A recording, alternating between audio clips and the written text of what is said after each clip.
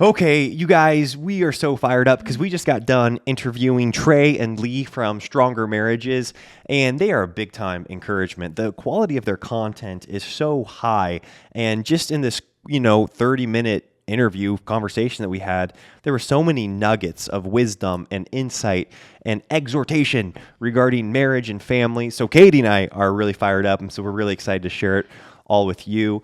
Well, actually, this is kind of fun because I mentioned Stronger Marriages in a podcast like 3 weeks ago and linked them down in our podcast notes because a lot of you guys were asking, where did you hear about these specific marriage workshops? And I was able to reach out and get an interview with them. And so I'm really excited for you guys to hear directly from them. I hope that you guys go check out their podcast. They've been married for 30 years and raised 4 boys together. And Elisha and I both just love hearing from marriages that are further down the road. Yes, that's right. So we'll link all of their information below, their podcast, their website, their Instagram. You can go check out their workshops that they do. They've got like this marriage cruise coming up. They've got books. So we'll link that all below. Also, Katie, why don't you go ahead and just read their bio? Do you want to read their bio for everyone? Sure. Why Okay. not? Let's make it official. I think we covered it, but I will say it again. Okay. So should I read it like, hi, we're Trey and Lea? Well, no, because we're not. So, okay, so Trey and Lea have been married for over 30 years and have raised 4 boys. They've been involved in marriage ministry and marriage coaching for over 20 years, and they do weekend workshops called Stronger Marriage Workshops. They say we are so blessed to get to speak to thousands of couples each year on how to build godly, healthy marriages and families. I feel like I did a pretty good job reading that with my own words. I think so too. I think we should have probably just done that for the intro, but instead, you got Here you go. So much more. Enjoy the conversation. The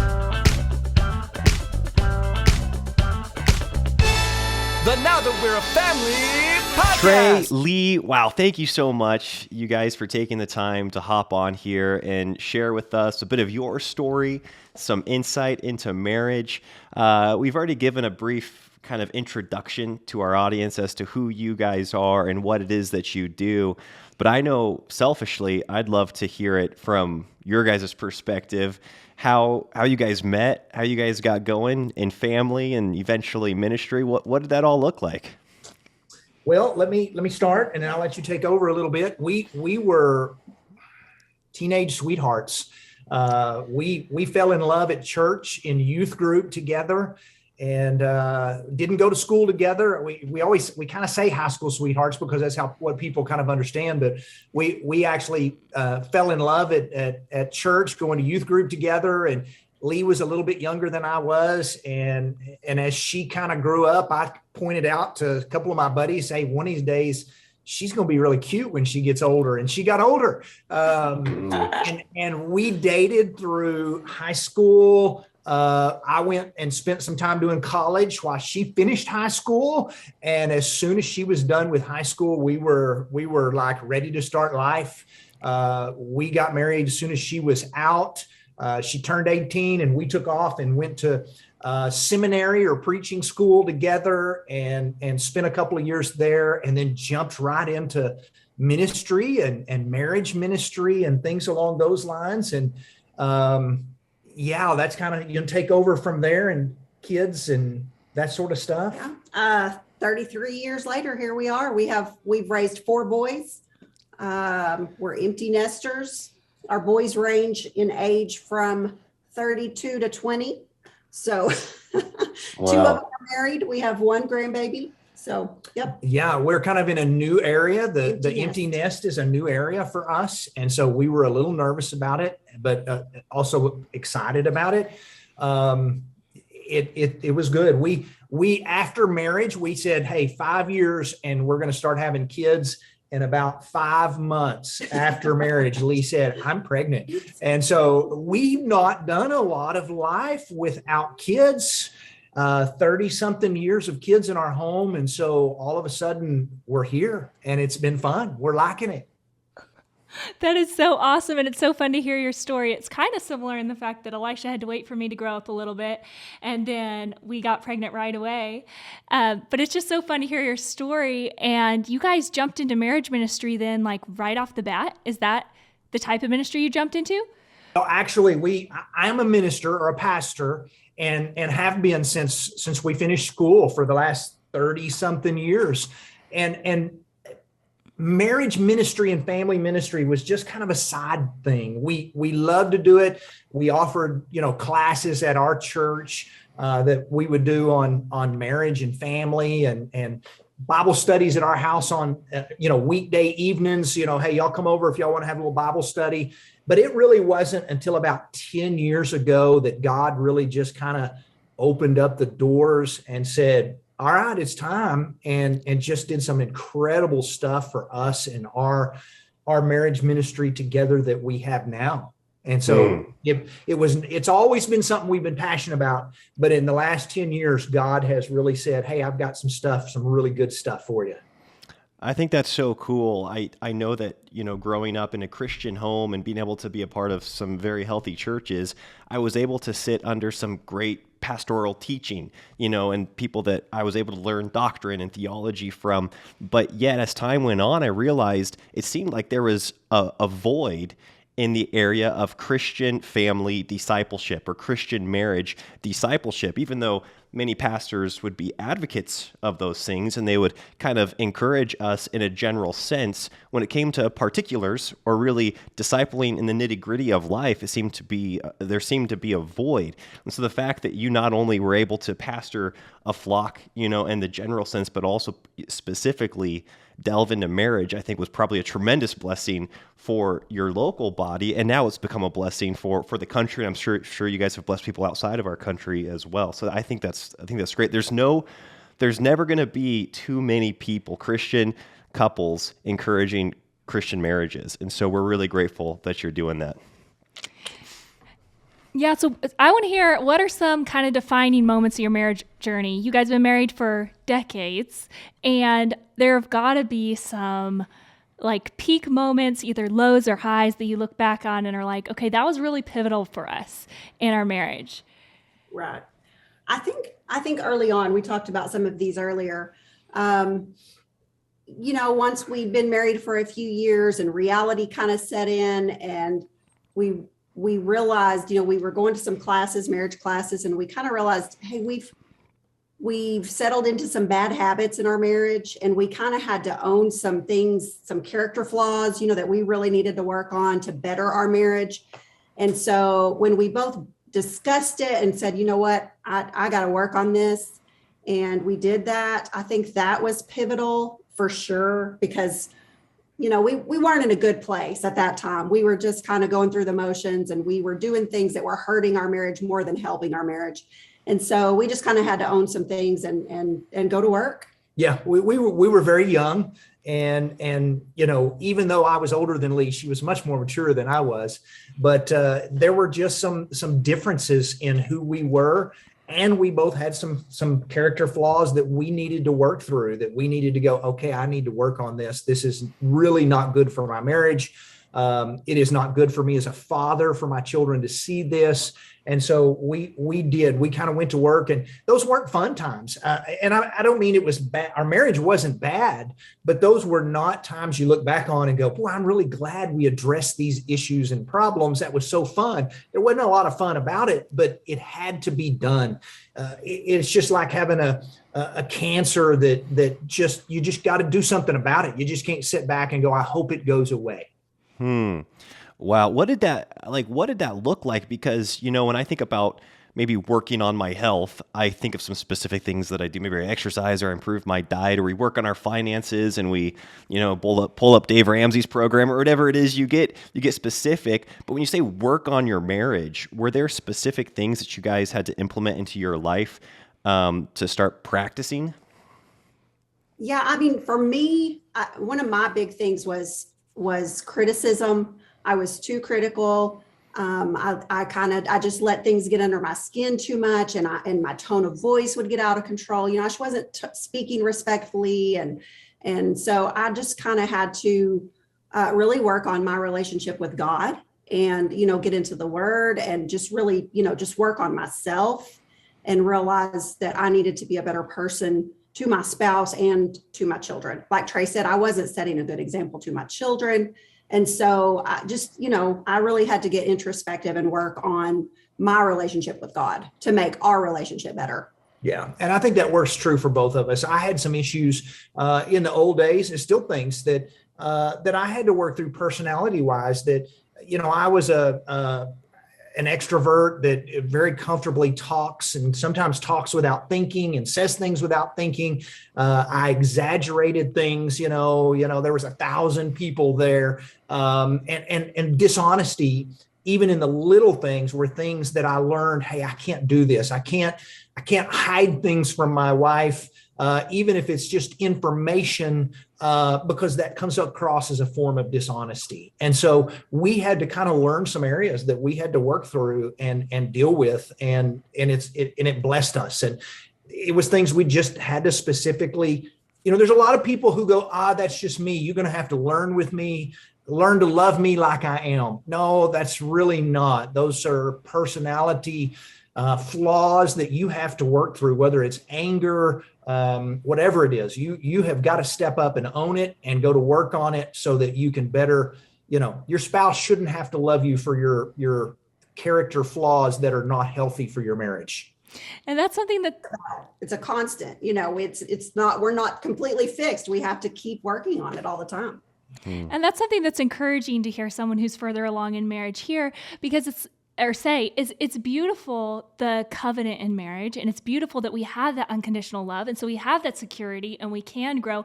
But I think sometimes in marriage we take advantage of that and just go, okay, well, now I'm going to stop trying, or I don't need to earn your love, so I'm not going to try to make it enjoyable for you to love me, And so we could still work to have it be a joy for our partner to love us and be married to us, even though, at the end of the day, they're still with us for good or for bad, Yeah. Yeah. I think that is so cool to hear how you address those things that maybe when you're a single person might seem like some petty character traits. You might not even call them character flaws. You're just like, it's just a character trait of mine. And then you get into that covenantal relationship with somebody that you're living with and doing life with and growing a family with. And oftentimes it's really easy to find advocates for you to stay the same. If you want to go find people to support you in who you are as a person, rather than who God has called us to be as Christians and as a husband and a wife, you can go find those people very easily. And so the fact that instead of going to maybe that type of influence, you went to the Lord. And I'm always so convicted when again, this is probably a lifelong journey. I find frustrations with Katie, or I find frustrations with my children, and then I go to the Lord and I see who I am in Him and before Him and who He's called me to be. And it's crazy how, like you were talking about, Lee, when you make your relationship right with the Lord, it's crazy how all those other things seem to really fall into place a lot more smoothly. And so that's just so good for me to hear, and it's something that I want to remember forever. Yeah, for sure. So you guys have seen thousands of different marriages. What are kind of some patterns that you've seen that can be really detrimental? Maybe like the little foxes. There's something that maybe a couple doesn't notice or recognize early on in their marriage, and then they pile up over time and they can become a really big deal. You go first. Well, a lot of couples that we see, they remind me of DirecTV or Dish, in the fact that they work so hard to win their spouse. Boy, they'll offer if you just signed a contract, man, we are all in, we're going to do all these things. And in a year or two down the road, you've lost all your channels, you're paying twice as much. And basically they're telling you, what's the minimum that I have to do to keep you? And couples do this all the time. He proposes with rose petals for, a block and is just so romantic, and then stops sending flowers. And 2 or 3 years into marriage, there's no dates, there's no holding hands. There's the stuff that you fell in love doing, you've just stopped. And then it's not surprising when somebody goes, well, we just don't kind of feel like we did when we got married. Well, I don't know why you would. You're not doing anything that you did when you got married. And so we're big advocates on be the person your spouse fell in love with. And if you were someone who flirted with your spouse and bragged on your spouse, sent flowers and wrote notes, You should be doing those things today. And it doesn't matter if you've been married 3 years or 33 years. That is something that you need to step up and do, because you don't just all of a sudden go, what's the minimum I have to do to make you happy? That is not going to work in a marriage. And you're not going to have a happy, healthy marriage with that kind of attitude. Wow, that's so convicting. And it is so true that I think of how much effort I put forth to surprise Katie when we were dating, to go the extra mile in different things that I would do for Katie. And yet you get into a lot more of that domestic relationship where you're doing life, and it's just, you turn that part of your brain off. You're ripping your spouse off, and you're ripping yourself off from romance that's potentially there. I would actually say you're doing a better job than when we got married. Well, I have my moments, that's for sure. Yeah. I think you do a good job. Good. You got to improve a little as you go, right? Yeah, that's right. That's right. We go from trying to impress each other to all of a sudden kind of being a little too comfortable, honestly, around each other. Couples who used to dress up to go out on dates, or, hey, I got to put on a clean shirt. My girlfriend's coming over, or I want him to say, wow, when he sees me for the date. And now it's kind of like, hey, should I change out of my hoodie and sweatpants to go out for supper tonight? And it's like, don't just dress down for your spouse. Don't just give them the minimum. Work hard to be the spouse that they fell in love with. And that's just a common thing for couples to get really comfortable in marriage. And that's not always the best thing.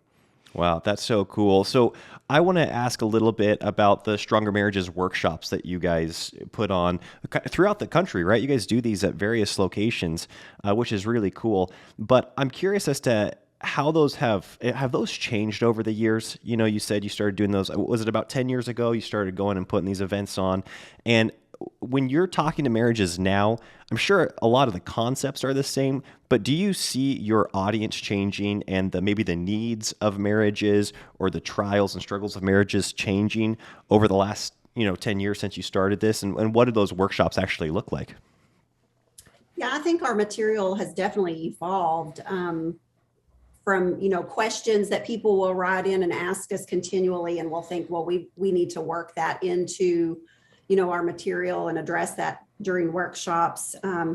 We speak a lot to the use of cell phones and, how they can be used for good in marriage, or how they can really hurt your marriage if you are using them unwisely in a lot of ways. And that's something that's new in the past few years, because all of a sudden those are new things to marriages, and they're hurting marriages if they're not done right. Right. Yeah. So definitely our material, evolves and continues to evolve.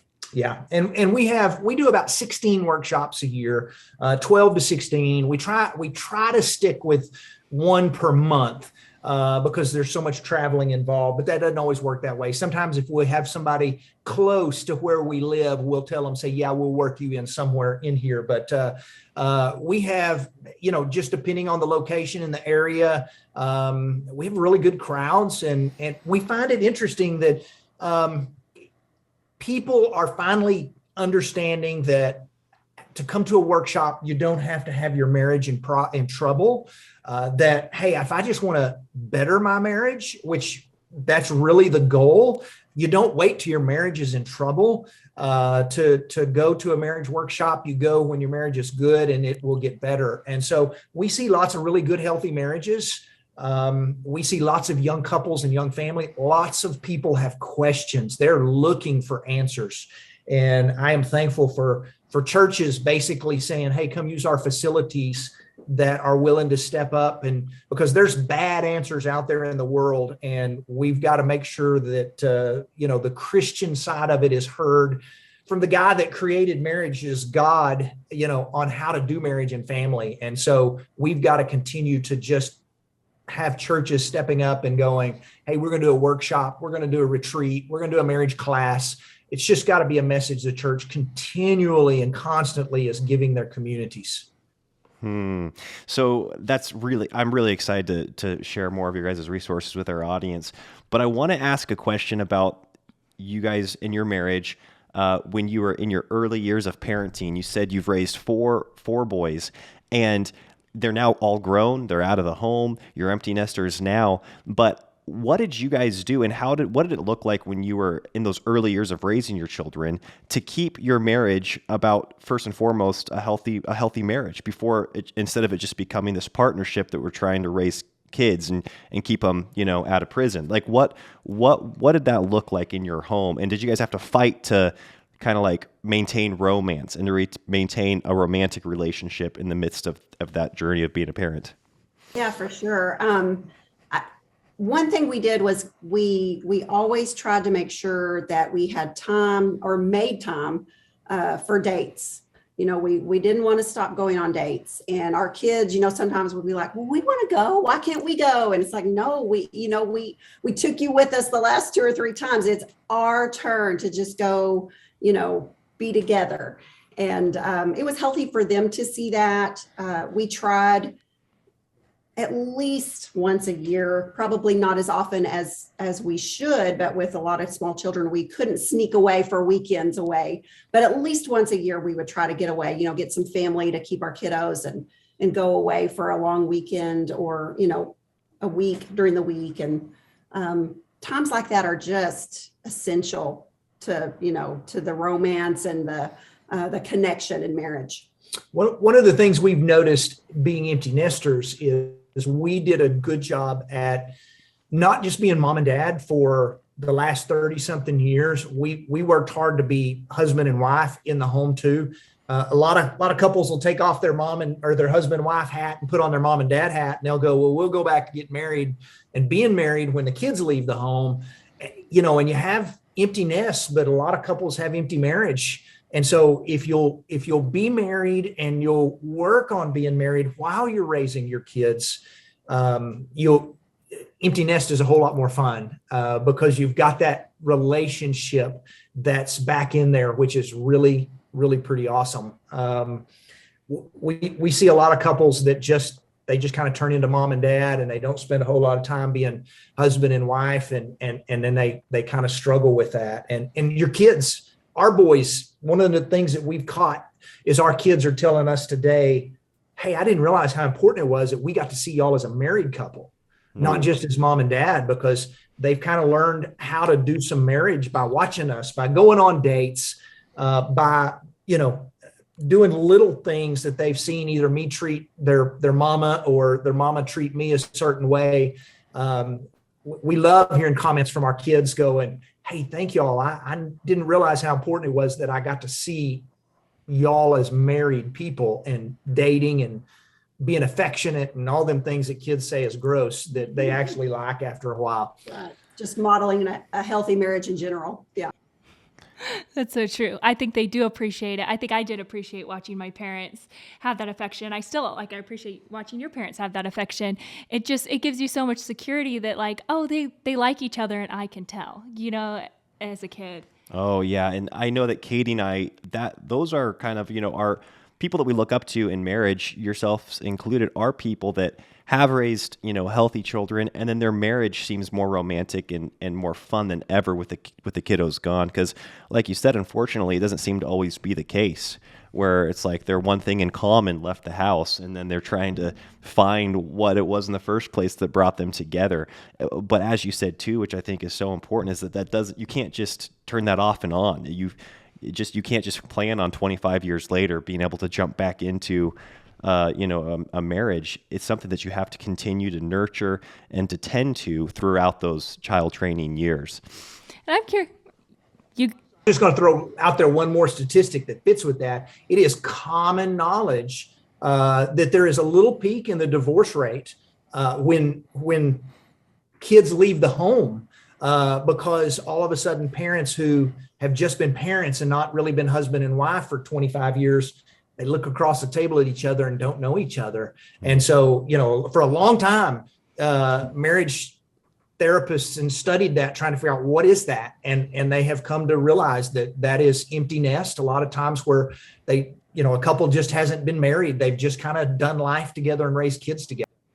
I love how on your Instagram, you guys share a lot of different quotes about being your spouse's friend. And what are some ways that you guys developed your friendship over the years? Or has it been like by doing things together, by getting times away or just conversation? Like, how have you built up that friendship? Yes, I think all of the above, what you said. I think common interests play a huge part in that. We've had to, learn to do things that the other likes to do that we didn't necessarily think we would like, but we tried it anyway, and common interests are huge because they give you things to have conversations about. And then, if you both love baseball, then you'll want to go on a getaway to watch baseball. It just snowballs when you have a lot of common interests that can keep you strong. Yeah. Friendship is just the key to a healthy marriage. And you can't be friends in marriage if you don't ever spend any time together. Yeah, I think that's something that Katie and I want to continually work on, because we've almost found at times, because we've had 4 children in our first 5 years of marriage, and we've moved a handful of times, done different careers. Our life has felt at times like you're just trying to survive, tread water. And we've learned to be really good partners in those seasons where you kind of like the crises because you appreciate your spouse's strengths so much more. But then when times of leisure come, we'll find ourselves trying to find things to, relate to. So for the most part, we've done a good job in finding common interests, but I could see how that could potentially be an area where we lack connection in, because we've gotten so used to always being on the fly, always attacking the next mission, trying to survive. And again, I'm grateful that I really can lean on Katie in those times of, minor crisis. But I want to be able to enjoy times of leisure as well with my spouse, of just carefree timelessness, like you said, catching a baseball game or playing a board game together or whatever it may be. Well, I think those overnight getaways have actually been really good for that, because for the first couple hours, we're like, okay, there's nothing that demands our attention right now. But then I think we really start to enjoy it. And then we come home and are like, oh my word, how did we ever do all this at one time? Yes. So, oh man. So what's something that you guys feel like you've gotten really good at in marriage? Like something that we're always learning, but something you've mastered. I don't know. I don't know if we ever feel like we master something, that we look back on and go, hey, we are Jedis at this. I don't know if we're there yet, but there were some things that we look back on and we realized that we did really well. And a lot of it it's kind of by accident. It wasn't things that we just said, hey, this is going to be really good for us in 30 years. But, continuing education for businesses it's so important that many businesses require it. And one of the things that we did as a young couple, and even throughout our marriage, was we kind of did what we called continuing education, meaning anytime any church offered a marriage workshop or a retreat or a marriage conference, we were signing up to go. When a guy told us one time, one of the best things you can do for your marriage is to yearly read a marriage book together as a couple, we started. And so we kind of started doing some marriage maintenance early in marriage, and we attended an unbelievable amount of workshops and seminars. And, a church one night was showing, videos from some people just teaching marriage. And we were like, we got to go. And so those were all things that we did that really, really helped us. That is really inspirational. I love that just became kind of like this no-brainer for you. And I know Katie and I have done that a handful of times where we hear a marriage conference is coming to town, and well, of course we're signing up. We care about that. When you say you value it and you truly do value it, then you put money and you put time towards it. And it's not that all marriage, conferences or workshops or books are created equal, but there's certainly something that you can learn from everything. And just the very fact that you're putting intentional time into your marriage, I think speaks volumes to your spouse, and it's reaffirming to yourself that that's right. I do give a weekend of my time to marriage because marriage is so valuable to me. And it's almost like the content sometimes at the workshop isn't even as crucial as you making that intentional effort and prioritizing it in that intentional way. We've really tried to become students of one another, and that changes. She's not the same girl I married. She doesn't always have the same likes and dislikes, I'm not the same guy that she married, 33 years ago. And so we still are reading marriage books together, and we're still trying to learn, as we change what we like and don't like. And Still asking questions. we're still asking lots of questions because that's so important, even after you've been married for a while. What are some questions that you would encourage like our audience? Do you have like some go-to questions, or is it just like in general taking interest in, your spouse? What do you think? I think just in general, we like to use conversation starters, that you can there's tons of them out there. You can Google conversation starters, and it just gets you to talking about things that you wouldn't normally think about, things from your past or things that you might dream about, dream vacations or things like that. And so we love using those. That's but fun. there are times where we kind of ask one another, how am I doing on meeting your needs? Is there anything that in your life going on that I could do a better job and step up on? And so, those are really important questions to every now and then. I try to speak her love language. She tries to speak mine. And so we try to stop periodically and go, how am I doing on that? Is there something I could do a little bit different, a little bit more? It never hurts. Early in marriage, we were like, oh, don't be critical. Don't tell me what I'm doing wrong. And now it's kind of like, is there something I can do better? How can I be better at meeting your needs of what it is that's important to you? I love that. I like that Katie's done a really good job of kind of having a list of questions that we will revisit on a regular basis, something like that. On a scale of 1 to 10, where do you think we are? Questions like that to try to check the temperature on your marriage from the other person. Have the other person tell you what the temperature is. Not just your own senses. In closing, I'm really curious if you guys could go back to those first 3 to 5 years of marriage after having the experience that you have. Is there anything like one thing in particular that you'd say you'd go back to? Maybe each one of you, Trey, you would tell your younger self, and Lee, you would tell your younger self, hey, do this or don't do that, or this would be so advantageous for you. Does anything come to mind? I think I would tell myself not to be so selfish. I mean, I think I was still in that place of, I was the baby of the family, and I was just kind of used to being selfish. And so I think it took me a few years of marriage to realize, hey, the world does not revolve around me. So, yeah, I would just have to tell myself, it's not about you. Yeah. And I was kind of going to go the same direction, that it would be the same thing that, as a man, I struggle with pride sometimes, thinking everything's got to be my way and doing things my way. And oftentimes I would love to go back to my younger self and say, hey, grow up and quit worrying about, getting everything the way you like it, and love your wife for who she is. And there's a lot of things I'd love to say to that younger self. Well, I think that's the irony of marriage, is when our selfishness comes out, it's like because we want happiness, right? Like we want something for ourselves.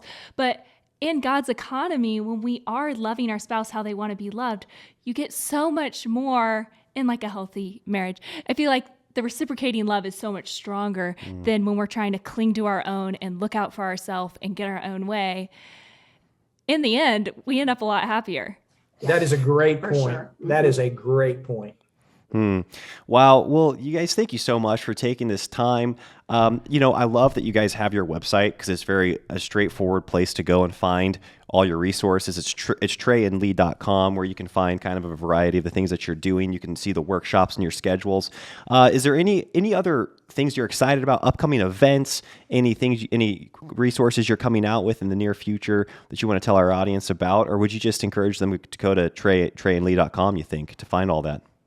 Yeah, it's all there. We've written a couple of books. One is a book on marriage that has blessed us, how we've kind of been blessed over 30 years of things that we did. And then we've written a devotional book. We've had a lot of Christian couples go, and what's a good book we could do together that doesn't require a lot of time? And we did a book last year over the book of Proverbs. It'll take you about 10 to 15 minutes a morning to go through and read the book chapter of Proverbs and do some discussion questions. And those are both there. Coming up, we're doing a marriage cruise. We're excited about this. Oh, cool. Going out of Galveston. It's going to be 85 degrees on a cruise in January. We're excited. This is our first marriage cruise that we're doing. We've got a bunch of couples coming with us. We're just going to spend a week focusing on our marriages and having some fun. And we're excited about that. Oh, wow. That is too cool. And everybody and our listeners can find all of that at treyandlea.com. Is that correct? They can. We Fantastic. actually have some spots. We actually had a couple of spots that have opened up on the cruise. And if you're looking for a Christmas present for your spouse, that might be worth it because it's actually a really, really good price. I was going to say that sounds like a great Christmas present. Yeah. I know. Hint, hint. No. Yeah. Awesome. Thank you Wow. guys so Yeah, much for thank you joining so us today. much. We really appreciate it. I love your ministry so much. We've both been so encouraged by it. And just like the last 3 to 4 months of following you guys. So thank you for everything that you do. And hopefully we'll meet you in person someday because I really want to come to one of your retreats. We would love that. Thank you for having us on. Awesome. Thank you guys. Bye-bye.